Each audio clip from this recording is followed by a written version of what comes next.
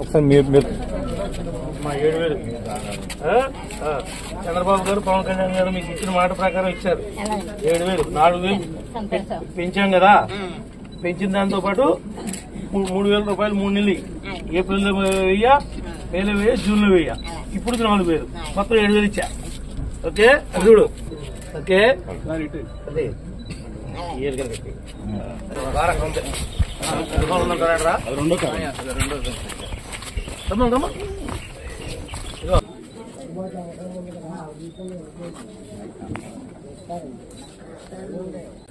Video pension ఎంత అడుగుతున్నావు నువ్వు?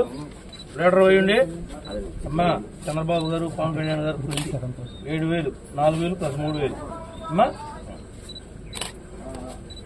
వాకర్ తెచ్చి డబ్బులు లెక్క పెట్టు.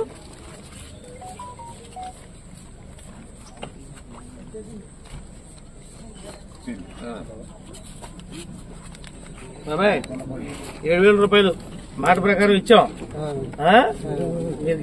చంద్రబాబు గారిని పవన్ గారిని గెలిపించినందుకు కానుకగా ఇస్తున్నాం మాట ప్రకారం. ఉన్నావా? వెళ్తానా?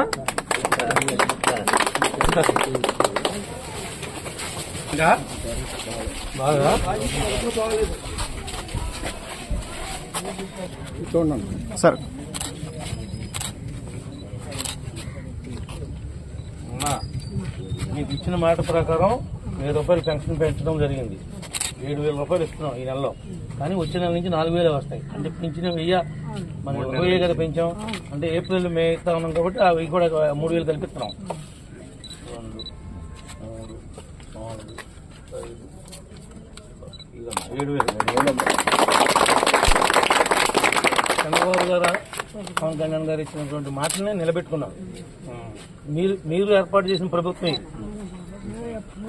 మీరు కోరుకున్న ప్రభుత్వం ఇది. మీరు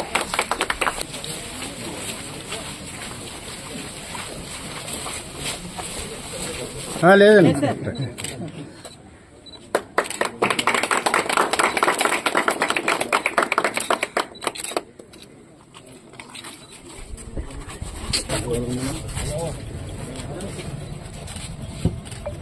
ఓకే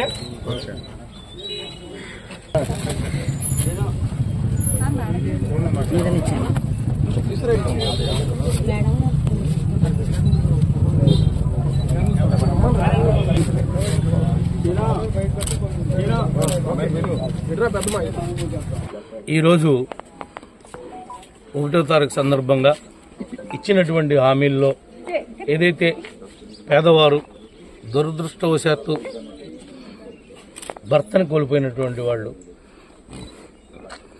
వృద్ధులు,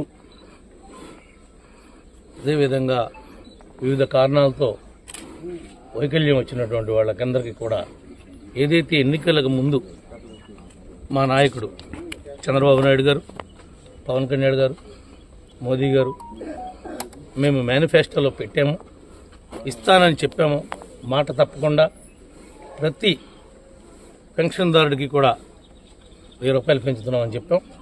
ఆ 4,000 ఏప్రిల్ నుంచే ఇది మేము గెలిస్తే కనుక ఇస్తామని చెప్పి ఒక వాగ్దానం ఇచ్చున్నాం.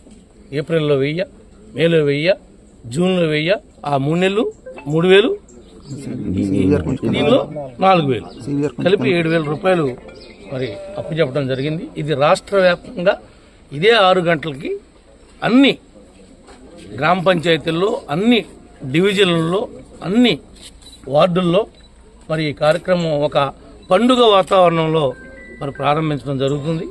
సాయంత్రం కల్లా మ్యాక్సిమం అందరికీ కూడా వాళ్ళకి చేరే విధంగా కూడా ప్రయత్నం చేస్తాం.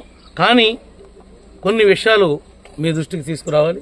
కొంతమంది కాళ్ళుండి, కళ్ళుండి, కార్లుండి, ఆస్తులుండి, అన్నీ ఉండి అధికారం ఉందనేటువంటి మదంతో ప్రభుత్వ డబ్బును కాజేయడానికి కొంతమంది అక్రమార్కులు సర్టిఫికేట్లు పుట్టించి, దొంగ సర్టిఫికేట్లు, తద్వారా ప్రభుత్వానికి వచ్చేటువంటి డబ్బుని గండికొట్టడానికి ప్రయత్నం చేస్తున్నారు.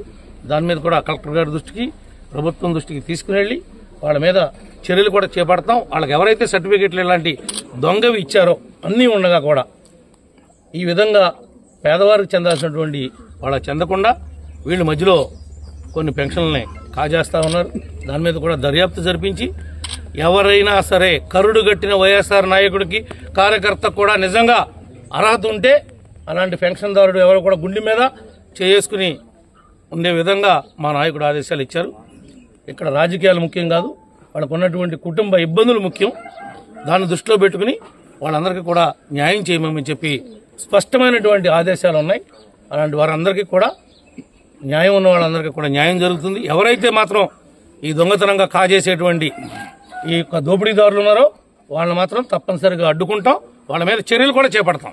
ఎందుకు ఇన్ని రోజులు బట్టి ఇన్ని సంవత్సరాల బట్టి ఈ విధంగా నిజమైనటువంటి అర్హుడు నిజమైనటువంటి దివ్యాంగులకి ఇవ్వాల్సినటువంటి పెన్షన్ని వాళ్ళకి కాకోకుండా ఇంకా వాళ్ళు అర్హత ఉండి ఈ రోజు కూడా ఆఫీసుల చుట్టూ తిరుగుతూ ఉన్నారు, వాళ్ళకి రావటం లేదు.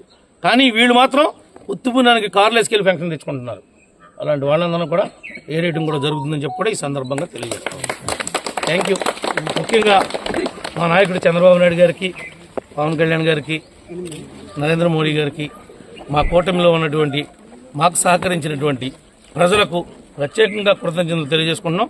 ఎందుకంటే మొట్టమొదటిసారి మరి ఈ నెల నుంచే మేము ఈ పెన్షన్ పంపిణీ కార్యక్రమంలో భాగస్వాములు అవటానికి నేను కారకులైనటువంటి నా నియోజకవర్గ ప్రజానీకానికి కూడా మరి హృదయపూర్వకంగా చేతులెత్తి నమస్కారాలు తెలియజేస్తా ఉన్నానని చెప్పి కూడా ఈ సందర్భంగా తెలియజేస్తాను. Thank you.